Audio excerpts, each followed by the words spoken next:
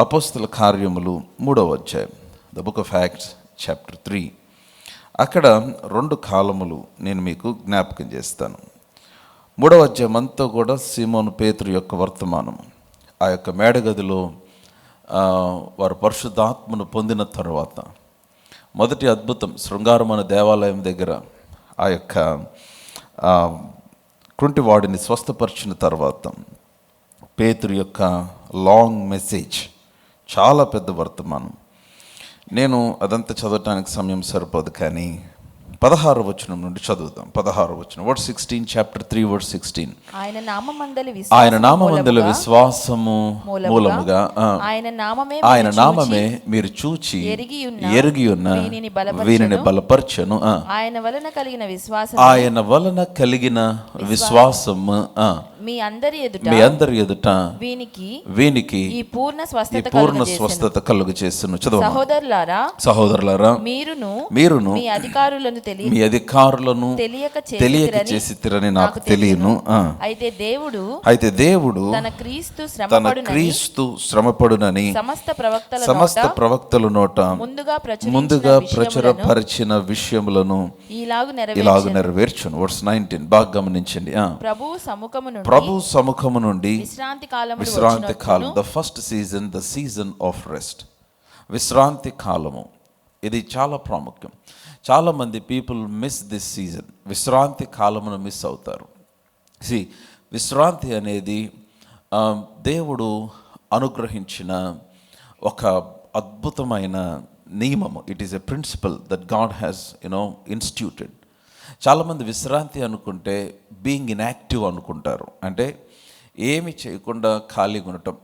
అది కొంతవరకు కరెక్టే, కానీ నా విశ్రాంతి అంటే అర్థం ఏంటో తెలుసా? సంపూర్ణంగా దేవుని పైన ఆనుకొనుట అని అర్థం. To depend completely on God. చాలాసార్లు మనం ఏం చేస్తామంటే, మనకున్న అసైన్మెంట్ అవ్వచ్చు, మనకున్న వర్క్ ప్రెషర్ అవ్వచ్చు, మన ఎదుట ఉన్న పని ఒత్తిడి అవ్వచ్చు, లేకపోతే మనము చేయవలసినవి చాలా ఉండొచ్చు, కానీ you should come to a place where you depend on God. నువ్వు దేవుని పైన ఆధారపడి దేవుడు పని చేయటానికి అవకాశం ఇచ్చి విశ్వాసముతో దేవుని సన్నిధిలో కనిపెట్టడమే it is called rest. You need to rest on the faith of God. ఆయన విశ్వాసము మీద నీవు ఆనుకోవాలి. దేవుని అందులో విశ్వాసం పైన ఆనుకోవాలి. ఆయన ఎబిలిటీ, ఆయన సామర్థ్యం పైన ఆనుకొనుట. సో విశ్రాంతి కాలము చాలా చాలా చాలా ప్రాముఖ్యం. అందుకనే we need to take breaks. కొన్నిసార్లు we need to take breaks. ఆయన సృష్టిని చేసినప్పుడు 6 దినములు పనిచేసి 7వ దినమున విశ్రమించాడని వాక్యములో రాయబడి ఉంది. పాత నిబంధనలలో విశ్రాంతి దినమును చాలా తప్పనిసరిగా ఆచరించాలని చాలా స్ట్రాంగ్ నియమం ఒకటి ఉండేది. సో క్రొత్త నిబంధన దినాలలో ఒక విశ్రాంతి దినము అని ప్రత్యేకంగా ఆ ధర్మశాస్త్ర సంబంధమైన ఆ యొక్క కట్టుబాటులో మనం లేము, కానీ మన జీవితానికి మనం చేస్తున్న పనులు నిశ్చయముగా we need time to rest. విశ్రాంతి కాలము. ఆయన మన ఎదుట జరుగుతున్న పనులు, మన చేతిలో ఉన్న పనులను గురించి ఆయన విశ్రాంతిని ఇస్తారు. So there is a season to rest. That's my point. There is a season to rest. నీవు ప్రయాసపడి స్ట్రెస్ అయి నీవు చేయవలసిన పని, నీ బాధ్యత నీవు జరిగించవలసినది జరిగించి you need to come to a place of rest. నీవు ఒక విశ్రాంతి సమయంలోనికి నీవు వచ్చి దేవుని పైన ఆధారపడి దేవుడు నీ జీవితంలో పనిచేయనట్లు అవకాశం ఇచ్చే ఒక అనుభవంలోనికి రావాలి. So there is a season of rest. మొదటిది విశ్రాంతి కాలము. సంబడి షౌట్, విశ్రాంతి కాలము. సో 19వ వచనంలో ఆ మాట కనిపిస్తుంది. ప్రభు సముఖము నుండి వచ్చే విశ్రాంతి కాలం ఇది చాలా బాగుంటుంది మాట. ప్రభు సముఖము నుంచి వచ్చే విశ్రాంతి కాలం ఇది this is not man made rest. ఇది మనుషుల నుంచి కలిగేది కాదు, దేవుని నుంచి కలిగేది. అంటే నీకు కలుగుచున్న ప్రతి ఒత్తిడి నుంచి, నీ మీద ఉన్న ప్రతి భారము నుంచి ఆయన నీకు నెమ్మదిని కలుగు చేసే అనుభవం. విశ్రాంతి కాలం. ఆ తర్వాత 20వ వచనం చదవమ్మా. మీ కొరకు నియమించిన క్రీస్తు యేసును ఆయన పంపునట్లు మీ పాపములు తుడిచివేయబడి నిమిత్తము మారు మనసు నుండి తిరుగుడి. అన్నిటికీ కుదురుబాటు కాలము. అండ్ వర్స్ 21లో the second season is times of restitution. అన్నీ కుదుర్చుకునే కాలము. ఇదొక కాలం. దీనిని ఏమంటే ద సీజన్ ఆఫ్ రెస్టరేషన్. దేవుడు మరలా తిరిగి అన్ని బాగు చేసే కాలం. ఐ డోంట్ నో, కొన్నిసార్లు కొంతమంది వారి జీవితాల్లో కొన్ని నష్టపోయిన సందర్భాలు ఉంటాయి. కొంతమంది వారి దినములను వృధా చేసుకుని ఉంటారు, కొంతమంది వారి సమయాన్ని వృధా చేసుకుని ఉంటారు. అయ్యో నా డేస్ చాలా వేస్ట్ చేసేసుకున్నానండి, లేకపోతే నా టైం చాలా వేస్ట్ అయిపోయింది, లేకపోతే నేను చాలా ప్రయాసపడ్డాను. చెప్తున్నాను, there is a season where God will restore everything that you have lost. నీవు కోల్పోయిన సమస్తమును నిశ్చయముగా తిరిగి సంపాదించుకునే కాలము దేవుడు నీకు అనుగ్రహించి ఉన్నాడు. Come on, hallelujah. So the times of restitution, or I would say the times of restoration, a season of restoration.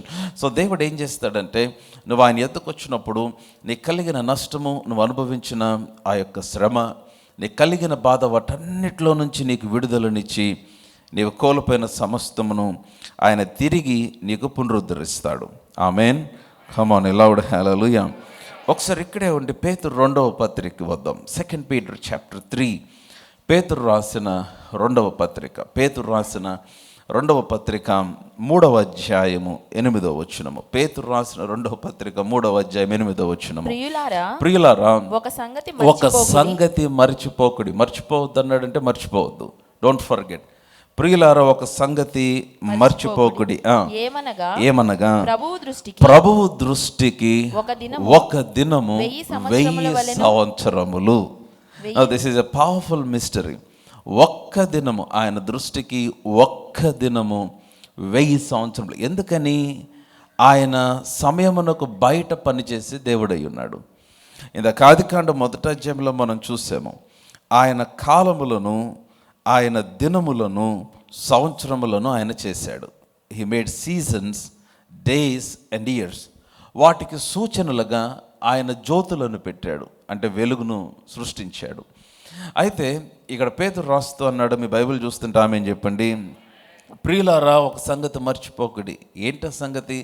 ప్రభు దృష్టికి ఒక్క దినము, అందరూ చెప్దాం అన్నమాట, ఒక్క దినము 1000 సంవత్సరముల వలె ఉన్నది. మరలా చెప్దాం, ఒక్క దినము ఎన్ని సంవత్సరములు అంట? 1000 సంవత్సరములు. ఆ తర్వాత మాట 1000 సంవత్సరములు ఒక్క దినము వలె ఉన్నవి. హల్లెలూయా. అంటే God can collapse time for you. దేవుడు నీ కొరకు సమయమును కుదించగలుగుతాడు. హల్లెలూయా. అందరికి 10 సంవత్సరాలు పట్టేది ఆయన నీకు 1 సంవత్సరంలో చేయగలుగుతాడు. అందరికి 1 సంవత్సరంలో పట్టేది నీకు 1 నెలలో చేయగలుగుతాడు. That is called divine acceleration. ఒక దైవికమైన వేగవంతము నీ జీవితంలో ఆయన జరిగించు దేవుడై ఉన్నాడు. Hallelujah. So therefore I declare over your lifes today that you will experience divine acceleration. Hallelujah. ఒక దైవ సంబంధమైన acceleration. God can collapse years. God can collapse time. ఆయన సమయమును కుదించి, ఎందుకని? ఆయన దృష్టికి 1000 సంవత్సరాలు ఒక దినమే, ఒక్క దినము 1000 సంవత్సరములు. హల్లెలూయా, హల్లెలూయా. మీరు అనుకోవచ్చు, చాలామంది పాస్టర్ గారు మరి అలా అనుకుంటే కొన్నిసార్లు బాధ చాలా కాలంగా ఉంటుంది కదా. అందుకనే వాక్యంలో చాలా రాయబడి ఉంది, రాత్రి ఏడుపు వచ్చి రాత్రంతా ఉంటుంది, కానీ ఉదయమున ఏమొస్తుంది? సంతోషము కలుగునన్నాడు. The weeping may endure for a night. ఒక రాత్రే, కానీ the joy comes in the morning. ఉదయకాలంలో సంతోషం వస్తుంది. హల్లెలూయా. అంటే there is an end for every season. ఒక కాలముకు, ప్రతి కాలంలో ఒక అంతం ఉంటుంది. బట్ లిసన్ టు మీ, బాగా వినాలి. సో ఈ వచనం ఎందుకు నేను చదివించానంటే, ఆయన కాలములను సృష్టించాడు, ఆయన దినములను సృష్టించాడు, ఆయన సంవత్సరములను సృష్టించాడు. అయితే ఆయన వాటన్నిటికీ బయట పనిచేసే దేవుడై ఉన్నాడు. ఆయన కాలమునకు బయట, దినమునకు బయట, సంవత్సరమునకు బయట. ఎందుకంటే ఆయన సమయము చేత ఆయన రిస్ట్రిక్ట్ చేయబడిన దేవుడు కాదు. హల్లెలూయా. సో అందువలన నువ్వు ఏ సీజన్లో ఉన్నా, ఏ కాలంలో ఉన్నా నీ పక్షంగా ఆయన కార్యము చేయగలడు. నీవు చూచినట్లుగా ఆయన చూడడు. అది నీకు దుఃఖకాలం, అది నీకు అది లేమి కలిగిన కాలం, లేకపోతే అది నీకు అది కొంచెం బాధ కలిగించే కాలం, కానీ ఆయన దానికి బయట ఉన్న దేవుడు గనుక వాటన్నిటి విషయంలో నీ జీవితంలో ఆయన శక్తివంతంగా పని చేయగలడు. Hallelujah. So the first season number 1, మొదటి కాలం నేను ఇందాక చెప్పాను. ఏంటి మొదటి కాలము? విశ్రాంతి కాలము. There is a time to rest. బాగా వినాలి. There is a time to rest, there is a time to work. పని చేసే సమయం ఉంటుంది, విశ్రాంతి తీసుకునే సమయం ఉంటుంది. సో విశ్రాంతి అనగా a total dependence on God, దేవుని పైన సంపూర్ణంగా ఆధారపడిన అనుభవము. అండ్ సీజన్ నెంబర్ 2 మర్చిపోవద్దు, రెండవ కాలం ఏం చెప్పాను? A season of restoration. దేవుడు నీ జీవితంలో సమస్తమును మరలా పునరుద్ధరించే కాలము. Come on, hallelujah. A loud hallelujah. Are you getting ready for restoration? ఆయన నీ జీవితంలో సమస్తమును మరలా తిరిగి కోల్పోయినది మరలా పునరుద్ధరించబోతూ ఉన్నాడు. ఆమె. నెంబర్ 3, మూడవ కాలానికి వద్దాం. మూడవ కాలం యాకోబు పత్రిక చూద్దాం. The book of James, an epistle of James. Yakobu రాసిన పత్రిక. మీరందరూ నాతోనే ఉన్నారా? ప్రభు నాతో మాట్లాడుతున్నాడన్న వాళ్ళందరూ బిగ్గరగా మేము చెప్పండి. Praise God. యాకోబు పత్రిక, the book of James, beautiful పత్రిక, రైట్?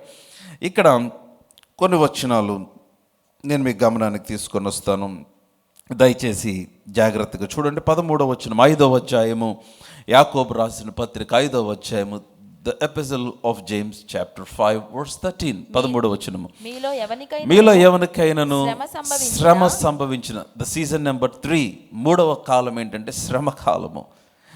శ్రమ కాలము, బాధను అనుభవించే కాలం. కొన్నిసార్లు కొన్ని దుఃఖ పరిస్థితులు వస్తాయి, కొన్ని శ్రమలు మన జీవితంలో ఎదుర్కొనే పరిస్థితులు వస్తాయి, కొన్ని ప్రతికూల పరిస్థితులు, శ్రమలు కలిగిన కాలము, కన్నీరు కలిగే కాలము, లేకపోతే ఎ సీజన్ ఆఫ్ డార్క్నెస్, ఒక చీకటిని అనుభవించే కాలం. I don't know if you been through that kind of seasons.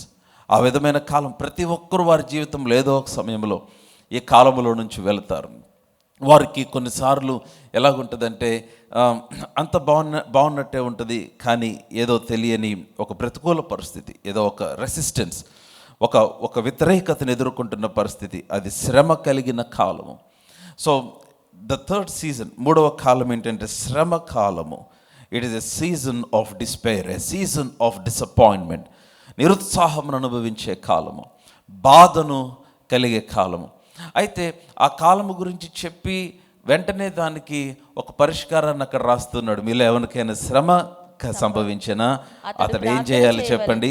ప్రార్థన చేయవలెను. He should pray. అతడు ప్రార్థన చేయవలను. So that season number 3. So 4వ సీజన్ అండ్ సీజన్ నెంబర్ 4, 4వ కాలం. దేవుని వాక్యం రాయబడింది ఎఫెసీయులకు రాసిన పత్రిక 6వ అధ్యాయము. The epistle to Ephesians. అపోస్తలుడైన పౌలు ఎఫెసీయులకు రాసిన పత్రిక 6వ అధ్యాయం, దయచేసి చూడండి. అక్కడ నేను 13వ వచనం చూడండి. 13వ వచనం, అందుచేత మీరు ఆపద్దినమందు వారిని ఎదిరించుటకు. చూసారు, ఆపద్దినము. ఇది ఏ కాలం అంటే ఈవిల్ డే, ఎన్ ఈవిల్ సీజన్. ఇది ఈవిల్ అంటే అపవాదు నుంచి కలిగే శ్రమ, అపవాదు నుంచి కలిగే శోధన కాలము. ఇంతకుముందు చెప్పింది నీకు వ్యక్తిగతంగా కలిగే శ్రమ కాలము. నీ పరిస్థితులు, నీ ద్వారా నీవు చేసుకున్న, లేకపోతే నీ జీవితంలో ఎదురయ్యే ప్రతికూల పరిస్థితులు. But this is something that is stirred up or provoked by devil or Satan.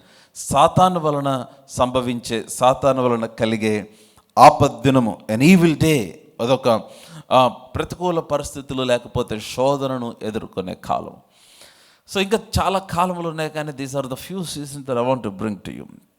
ఈ కాలాలలో, ఈ సీజన్స్లో నా ఈ డిఫరెంట్ సీజన్స్ మానవుడు, ప్రతి మనిషి, ప్రతి విశ్వాసి ఈ డిఫరెంట్ సీజన్స్లోంచి ప్రయాణం చేస్తూ ఉంటాడు. And there is another season number 5, ఐదవ కాలం. It is called the season of waiting. ఎదురు చూచే కాలం. It is called the season of waiting. ఎదురు చూచే కాలము. That you wait and wait and wait and wait and wait and wait and wait for the promise of God.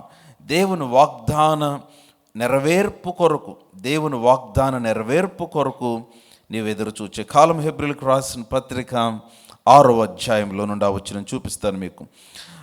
హెబ్రీయులకు రాసిన పత్రిక 6వ అధ్యాయము 11వ వచనం. Hebrews chapter 6 verse 11. మీరు మందులు కాక విశ్వాసము చేతను ఓర్పు చేతను వాగ్దానములను స్వతంత్రించుకొను వారిని పోలి నడుచుకొనున్నట్లుగా చదవమ్మా. మీరు ప్రతివాడును మీ నిరీక్షణ పరిపూర్ణమగు నిమిత్తము మీరు ఇదివరకు కనపరిచిన ఆ శక్తిని తుదమట్టుకు కనపరచవలనని అపేక్షించుచున్నాను. Hallelujah. This is called the season of waiting. నువ్వు ఎదురు చూచే కాలము.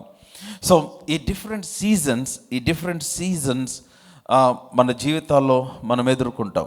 విశ్రాంతి కాలము, పునరుద్ధరణ కాలము, ఆ తర్వాత శ్రమ అనుభవించే కాలము, ఆ తర్వాత ఈవిల్ డే ఆపద్దినము, లేకపోతే శత్రువు వలన సాతాను వలన కలిగే శోధన కాలము, ఆ తర్వాత 5వది నీవు ఎదురు చూచే కాలము, the season of waiting. So చాలాసార్లు నేను ఏ కాలంలో ఉన్నాను చాలామందికి అర్థం కాదు. నీ కాలమును బట్టి నువ్వు ప్రవర్తించాలి. నీ సీజన్ను బట్టి నువ్వు దేవుని సన్నిధిలో ఆ సీజన్ కొరకు నువ్వు సిద్ధపడాలి. ఇది చాలా ప్రాముఖ్యం. ఒకసారి కీర్తన గ్రంథానికి వద్దాం. కీర్తన 139వ కీర్తన, సామ్ 139.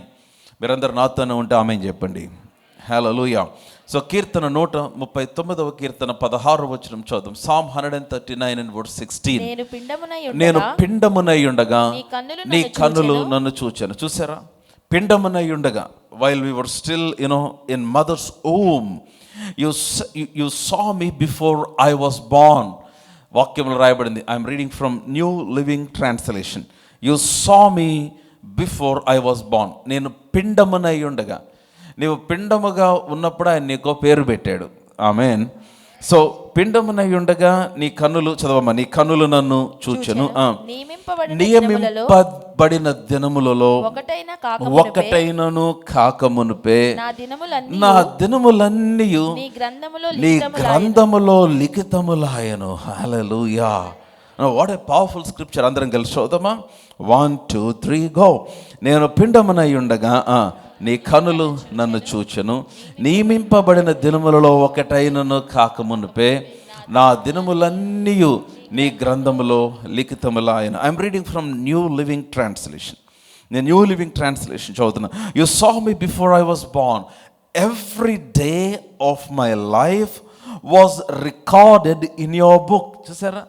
నా దినములలో ప్రతి దినము ఆయన గ్రంథములో లిఖితములైనై. హల్లెలూయా. You understand? నా ఇది అర్థమైతే చాలా పవర్ఫుల్. మరలా నేను చదువుతున్నాను. Every day of my life was recorded in your book. Every moment was laid out before a single day had passed. ఒక్క దినము కూడా కాకమునుపే, నా కొరకు నియమించబడిన దినములలో ఒక్కటి కూడా అవ్వక మునిపే ఏం జరిగిందంటే అవన్నీ కూడా నాకు ముందుగా ఆయన సిద్ధపరిచి ఉన్నాడు. హల్లెలూయా. సో బాగా గమనించాలి. నువ్వు అనుకుంటున్నావు ఏదో జరిగిపోతుంది అనుకోకుండా కాదు. నీ ప్రతి దినం ఆయన గ్రంథములో రాయబడి ఉన్నది. Hallelujah. The season that you're. అందుకనే ఆయన మనకు పరిశుద్ధాత్మను అనుగ్రహించాడు. ఎందుకు పరిశుద్ధాత్మను అనుగ్రహించాడంటే నీవు వెళ్తున్న సీజన్స్ను అర్థం చేసుకోవటానికి. కొన్నిసార్లు కొంతమందికి ఏ కాలంలో ఉన్నారో అర్థం కాదు. తినే టైంలో ఉపవాసం ఉంటారు, ఉపవాసం ఉండాల్సిన టైంలో తింటారు, సంతోషించాల్సిన టైంలో దుఃఖిస్తారు. విస్తారమైన వర్షం వచ్చుచున్నట్లుగా ధ్వని పుడుతుందని ఏలియా ప్రార్థన చేయడానికి కర్మేలు పర్వతం మీదకి వెళ్ళి నేల మీద పడి తన మోకాల మధ్యలో తన ముఖమును పెట్టుకున్నాడు. కానీ ఆహాబు భోజనం చేయటానికి వెళ్ళాడని వాక్యంలో రాయబడింది. Now there is a season that you need to recognise. దేవుడు నిన్ను దర్శించే కాలం నువ్వు తెలుసుకోవాలి. దేవుడు నీ జీవితంలో ఆయన రెస్టరేషన్ లేకపోతే పునరుద్ధరణ ఆయన ఆరంభిస్తున్నప్పుడు you need to prepare for that seasons. ఆ కాలం కొరకు నువ్వు సిద్ధపడాలి. అందుకని కొన్నిసార్లు మీకు ఎప్పుడైనా అనిపించిందా?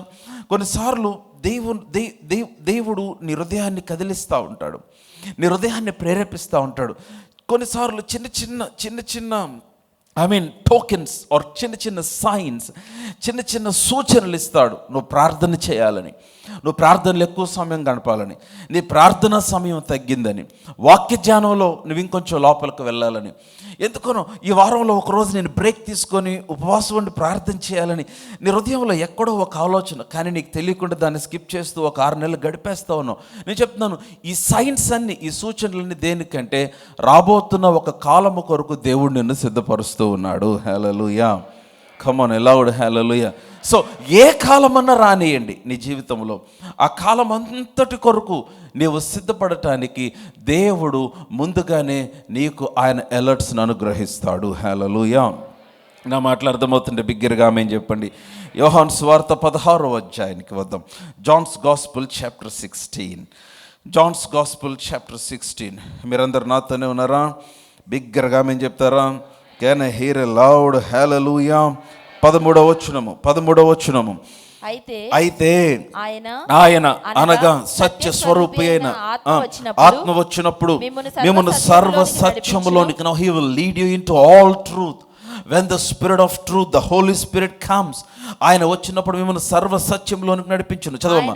ఆయన తనంతట తానే ఏమీ బోధింపక వేటిని వినును వాటిని బోధించి, చూసారా, సంభవింపబోవు సంగతులను మీకు తెలియజేయును. Come on, hallelujah. No, he will reveal things that are going to happen. సంభవింపబోవు సంగతులు ఆయన మనకు తెలియజేస్తాడు. నమ్ముతున్న వారు ఆమేన్ చెప్పండి. Listen to me. కొన్నిసార్లు ఏమి సంభవించబోతుందో నీకు పూర్తిగా అర్థం కాదు, కానీ ఏదో సంభవించబోతుందని నీకు అర్థమవుతుంది. పరిశుద్ధాత్ముడు నీ హృదయంలో అలర్ట్ ఇస్తాడు. పరిశుద్ధాత్ముడు నీ హృదయంలో ఒక సూచనను దయచేస్తాడు. ఒక అన్రెస్ట్ నీ హృదయంలో కలిగితే, లేకపోతే ఒక కలవరం నీ హృదయంలో కలిగినప్పుడు, ఒక అవిశ్రాంతి అనుభవం నీ హృదయంలో కలిగినప్పుడు, know that's the time that you need to get into the presence of God. దేవుని సన్నిధిలోనికి వెళ్ళి రాబోతున్న కాలము కొరకు నీవు సిద్ధపడాలి. హల్లెలూయా. అర్థమవుతుందా? So we need to prepare. What is the season that I am in now? ఈరోజు నేనున్న కాలం ఏంటి నువ్వు గ్రహించాలి. How can that be possible? అది ఎలా సాధ్యమవుతుందంటే, దేవుని వాక్య ధ్యానము నేనేం చేస్తుందంటే, జరగబోతున్న సంఘటనలకు నీ హృదయాన్ని షార్ప్గా ఉంచుంది.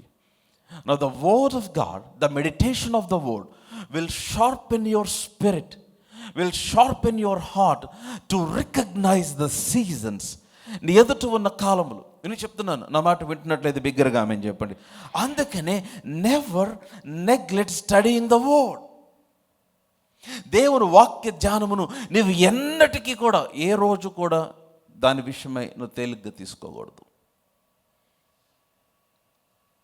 అది ఏ వాక్యం అన్నావని, నువ్వు ఉంటున్న పరిస్థితి, నువ్వు చదువుతున్న వాక్యానికి సంబంధం ఉండకపోవచ్చు, నువ్వు వెళ్తున్న పరిస్థితి, నువ్వు చదువుతున్న వాక్యానికి సంబంధం ఉండకపోవచ్చు, కానీ అదొక మల్టీ వైటమిన్ లాగా ఈ వాక్యం ఏం చేస్తుందంటే, నీ హృదయంలోనికి వెళ్ళినప్పుడు దైవ సంబంధమైన ప్రతి అలర్ట్కి, దైవ సంబంధమైన ప్రతి నడిపింపుకు, ఆత్మ సంబంధమైన ప్రతి నడిపింపుకు నీ హృదయము సున్నితమగునట్లుగా దేవుని వాక్యము చేస్తుంది. Hallelujah. In that way you will not miss what God is speaking. దేవుడు మాట్లాడుతున్నది నువ్వు మిస్ అవ్వకుండా నువ్వు ముందుకు వెళ్ళటానికి అవకాశం ఉంటుంది.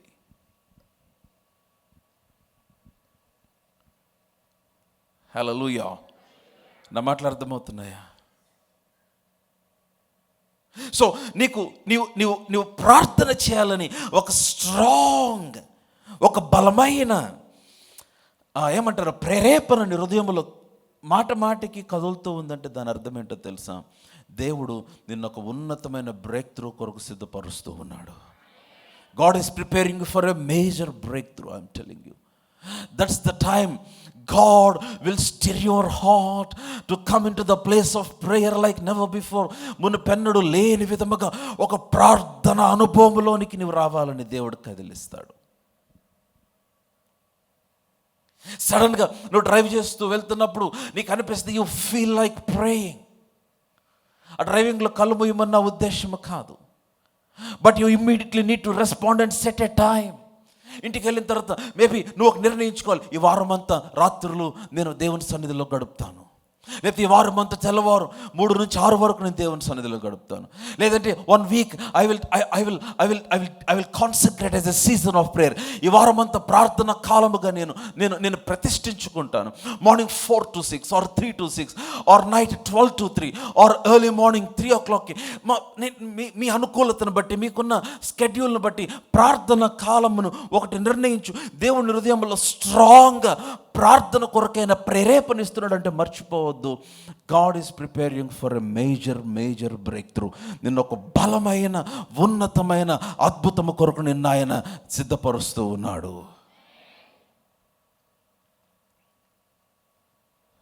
నా మాట్లాడుతున్నాయా? Are you all with me? Come on a loud హల్లెలూయా.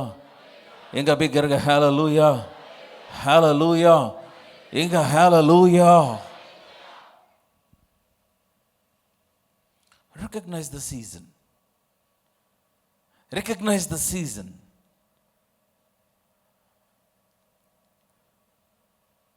నీవున్న కాలమును నువ్వు గుర్తుపట్టాలి. దేవుడు నీకు ఇచ్చిన సమయము.